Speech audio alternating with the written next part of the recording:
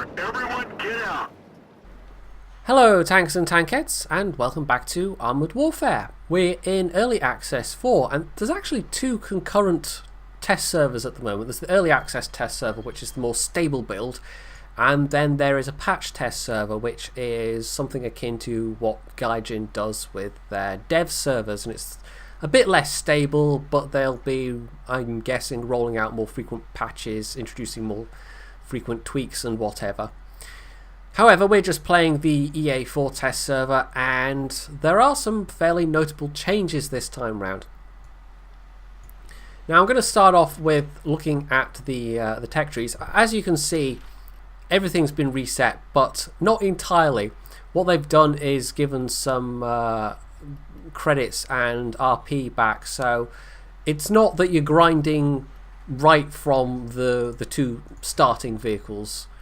You can actually jump in and spend some of that RP they've given you back on unlocking other vehicles, or, well, unlocking bits of vehicles anyway.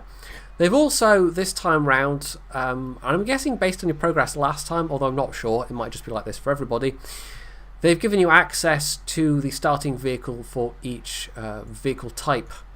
So, as you can see, it's looking a bit different. It's been a little bit reorganised. There are some new vehicles, and I think the Centauro 155 was removed so they could work on it, but I think that was the only one. But you can basically, or at least I can, I'm not sure about everyone else, I can start off by buying any of these starting branch vehicles, so I can jump right into a tier 4 if I want to. It's exactly the same with the Shishkin branch as well. The other changes include a whole bunch of optimization work. There have been changes to PvE. The difficulty has been ramped up. You now just do a single mission every time you click the PvE button rather than 3 in a row. And the rewards have been increased. So I'm guessing it's now a lot more viable to grind out things in PvE. But if you were used to doing medium last time, which was the first kind of... It still wasn't that difficult, but it gave you a bit of a challenge. It has been ramped up in difficulty quite considerably, so I don't even know what hard is going to be like, but it's going to be quite difficult indeed. The last of the big changes is to artillery, and I only played a little bit of artillery last time round, but actually what we might do this time round is I will buy this tier 4, the Gvodistka, I'm not quite sure how you say that, and although I won't have access to it just now, there are support rounds. Now, I'm not quite sure how it works, but what you can do in battle now, and they've talked about this, things like smoke rounds and flare rounds and stuff like that, stuff that, a role for artillery that isn't just damaging enemy tanks, that it is actually now acting as a more fully rounded support class by laying down smoke for your team, as you can with the destroyers and World of Warships, for instance, or on a night map you might lay down flares so that your enemies can be spotted more easily. Oh, and there's one last thing as well. There's not just that, there's the retrofit system as well, which is another thing they have been talking about previously, so actually we can have a click on that. Now, as you can see, it's broken down into different areas, and there are different slots as well, and you have to unlock them through the usual upgrade tree. And what you do with these is you can drop in things to increase various stats of your vehicle, much as the crew skills will increase various stats of your vehicle. So you can, this for instance, increases your crew skills by a certain percent. And I'm guessing these are upgradable as well, because as you can see it says Mark 1, Mark 2, Mark 3 for each. And I'm guessing you have to rebuy them every time you step up an upgrade, but I can see how these would be quite useful. And this is a lot more like the equipment system in World of Tanks. I thought it'd be a little bit different. I thought retrofits would be a complete kind of package that you would buy for your vehicle that would set it up in a particular way. But they've made it a lot more modular, so you can pick and choose what you want. So augmented optics, for instance, would give me extra vision range.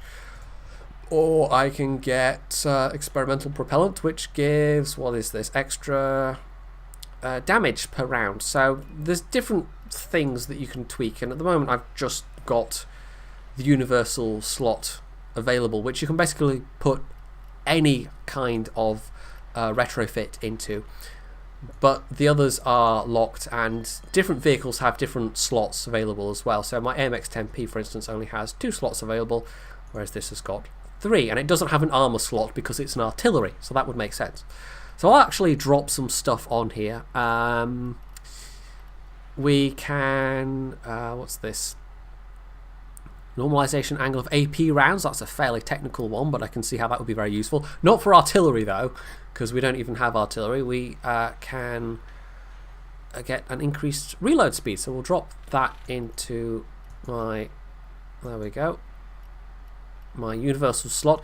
And we'll actually take out this, and we'll have a go. We'll plonk on some consumables first. That hasn't changed as far as I know. Right, we don't need a fire extinguisher, so we will stick on... I'm not sure which... is it energy drinks, the kind of premium, or the... Yeah, we'll go with that one. 20% crew effectiveness. So I've spent a bunch of the credits they gave me to start with, but we'll have a look at the artillery and see what it can do, because that's something I wanted to do anyway, was take a look at the arty in this game. So it is going to be kind of artillery gameplay in terms of watching it. It's not that much more interesting to watch than World of Tanks artillery gameplay. But I feel like the way that artillery has been implemented in this game, and as I was saying about it being a true support class, I think that's what it should be in World of Tanks as well. But what they have in World of Tanks, unfortunately, is, and I've said this previously in many videos, well, I say many videos, a few, we have a horrifically unreliable primary damage dealer that is incredibly affected by RNG, to the extent that it really does denigrate to a huge extent the amount of player skill involved. This, however, it is actually, I think it's going to be a lot more like carriers in World of Warships, in terms of that there's going to be it's going to be a lot more about helping your team potentially. Well, depending on how you play carriers in World of Warships, carriers in World of Warships can go either way. But this is a bit more, I don't know, tactical, I feel like. However, having said all this, I haven't actually played that much artillery in the EA3 test server, so we'll see how it goes this time round. So some of the notable mechanics are that it is pretty fast firing, it's fairly low damage, but also that you have to be pretty careful about moving between shots. You can't afford to just sit and be in the same place, because enemy artillery gets notification of where you are, and the longer you sit in the same spot and keep firing, the more precise that information gets, right down to the point where you basically become a silhouette, an exact silhouette on the enemy's map. So let's have a... I do find it a little bit difficult at the moment with the, because this is a bit like the view that you get with the artillery assistant mod in World of Tanks. Actually, oh, that's the wrong, it's right mouse button, there we go. Actually navigating around on the screen is still a little bit confusing for me, but I'm pretty sure that's just one that gets easier with practice. So we have no line of sight there, and there we go, there's the enemy artillery. So we know his rough location. So let's, I'm just going to keep looking for shots. Now I don't know, because I played maybe, and it was literally like 4 battles. I don't know the good places to go and sit in an artillery to try and get shots. So I'm actually going to relocate my artillery piece slightly, because I do not know. And he's moving between firing, so he's there we go, if they back up a bit, or maybe if I back up a bit, I'm not sure. So I've only got my default HE rounds. I'm going to guess I will need oh, in the south it's not going well, or is it? I can't actually tell. Right, can I hit anything? So not so far. I think we're just going to have to move up a lot closer, because I can't hit anything from this location. Oh, and he's fired. See, there you go. You can see that's a much more precise marker because he's fired from the same location twice in a row, basically. Oh, there's a flanking T-62. And I still can't get shots. Now, and there we go again. Absolutely pinpoint location, and you can see I can actually see him on the mini-map. So he's managed to go against that rock. I will fire at him. And we can see the shell travel time is pretty long, but I got a hit out of that. So possibly me not having counter-arted him at all made him fairly complacent. Right, and he's just going to stop there apparently. Let's put another round out. Back up myself. And I haven't killed him yet, but he's got to be fairly low health. So it's almost, I don't know the way in which you could say this is like carrier gameplay. It's almost a kind of a mini game within the game that you are sort of. How can I not hit this guy that's right there? I don't know. There's also a lav coming up behind me, so I'm probably going to die here, but whatever.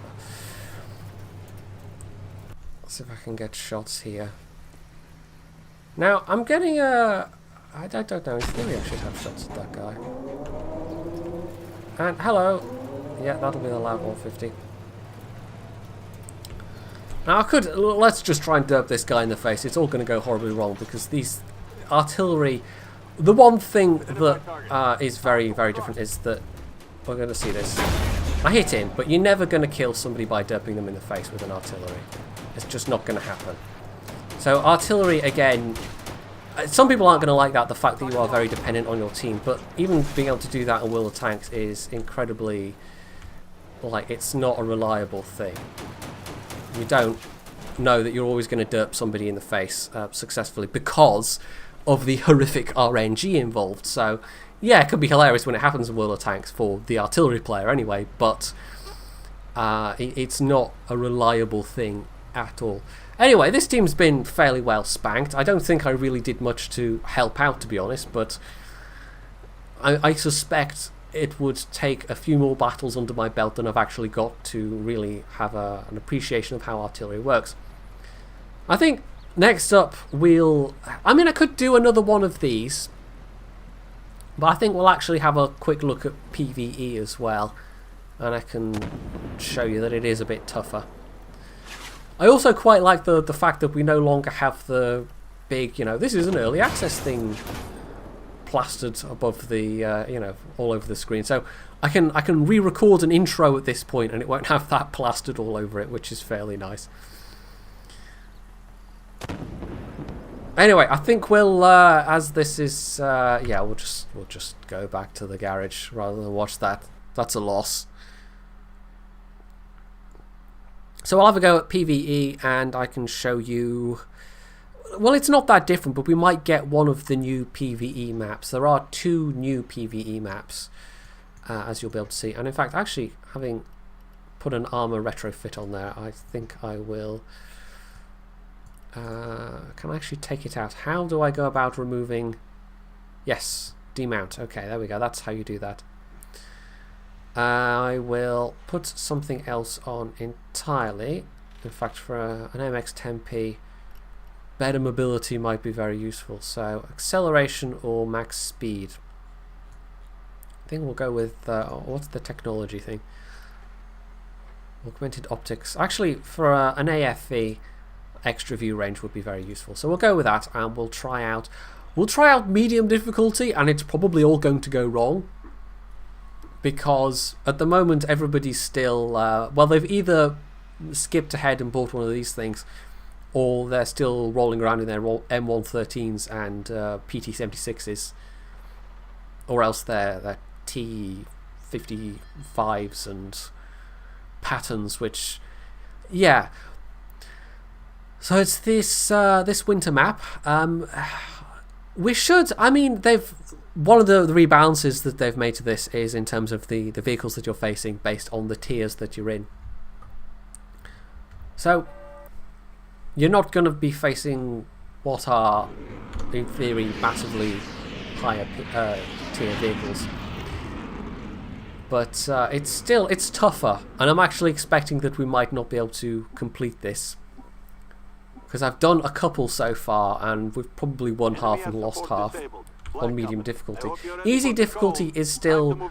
It's definitely a lot more challenging than it was. Easy difficulty used to just be, well, you just sit there and shoot at the things, and it's a bit of a... You know, it's shooting fish in a barrel, or... What was Fly Daly's delightful phrase? I can't remember. He came up with an alternative that was a bit hilarious, but... anyway... Even the easy difficulty is a bit more challenging now. So let's see if we can't spot things before they spot us, which with the extra little bit of view range might be quite useful. Oh, hello. That's an AMX 10P. And I think I just got stunned by something. I'm not sure. Whoa. Yeah, that's some extra stuff back there.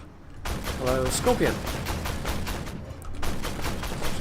Whacking him. Now, I have found also that it pays to really, really use cover as much as possible, and just to pop in and out and get those shots off and then try and get back in. But unfortunately, when you're playing something with a gun like this, you have to actually sit and keep the gun on the target to get the most out of it, although you can still obviously get into cover for reloading.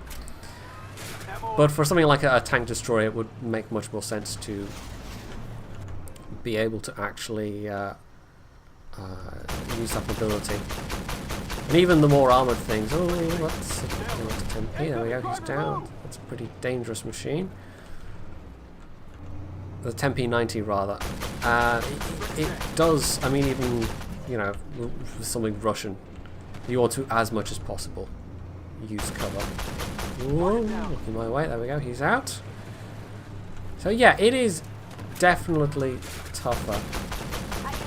And I think this is actually, I mean, it's too early to say yet, but I've been playing PvP World of Tanks, which, you know, World of Tanks is pretty much just PvP for so long that it's like I'm almost a bit kind of on that style of tank player versus player gameplay. I'm almost a little bit I don't want to say that I'm trying to think of the right words here. Not worn out, but I don't know, I've played it a lot at this point. It's like that isn't particularly... This game doesn't particularly offer massively new things in that regard. There's a lot of very nice changes and tweaks and fixes and more minor differences, and artillery is probably the biggest.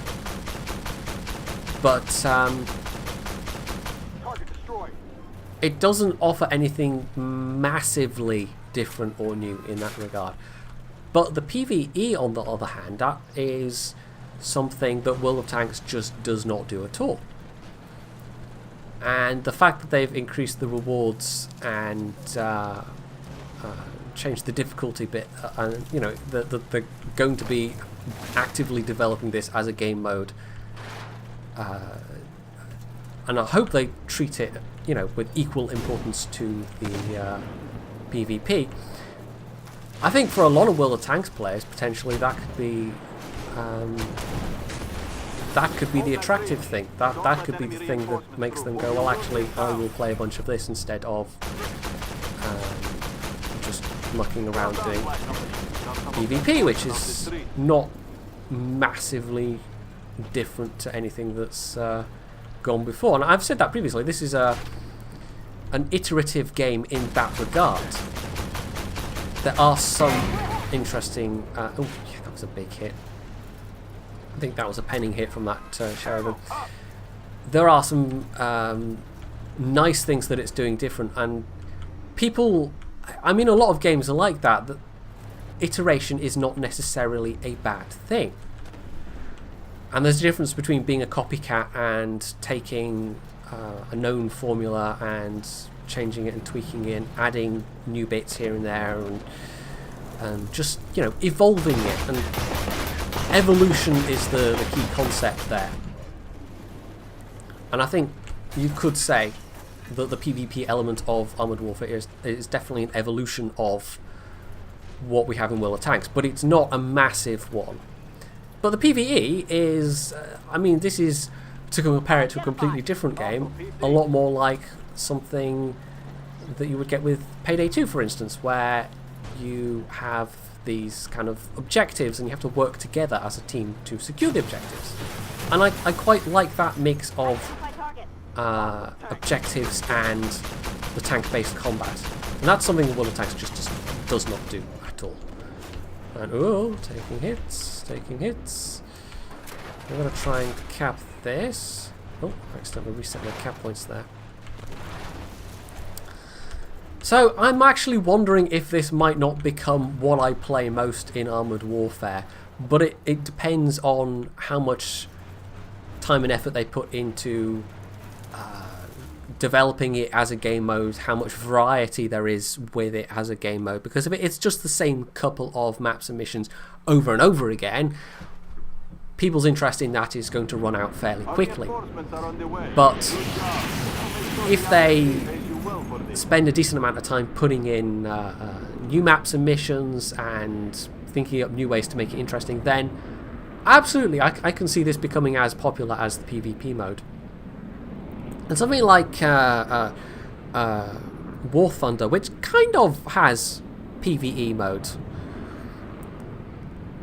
that's always been a much more minor element of that game, and I would actually like to see Armoured Warfare, I would like to see Obsidian put the two on an equal footing almost. Although I suspect, and there you go, it's not too bad, I suspect the like something, to throw another completely different game into the mix again, something like Naval Action, where they very much want the focus to be on PvP. I suspect PvP will always be the more rewarding part in terms of the in-game economy, because that's how you get the numbers of people playing the, you know, you want sufficient numbers playing the PvP. But you also want sufficient numbers playing the PvE, so I don't know what conclusion I'm groping towards here. Just that I hope that PvE gets a lot of, you know, I hope they pay a lot of attention to it and don't just do what War Thunder's done, where it's a kind of a very minor thing within the game. So there we are. It's looking pretty good. It's running better. I like some of the changes they've made. I will be probably not grinding out that much, but I'll certainly be playing a bit more artillery to try and get a feel of it, and I'll be definitely revisiting artillery once I've gotten a hold of some of the support shells, so that I can explore those mechanisms and talk about those further. However, in the meantime, if you enjoyed this quick look at Early Access 4, you can leave any comments below, you can hit the like button, you can subscribe to my channel, and as always, stay tuned for more.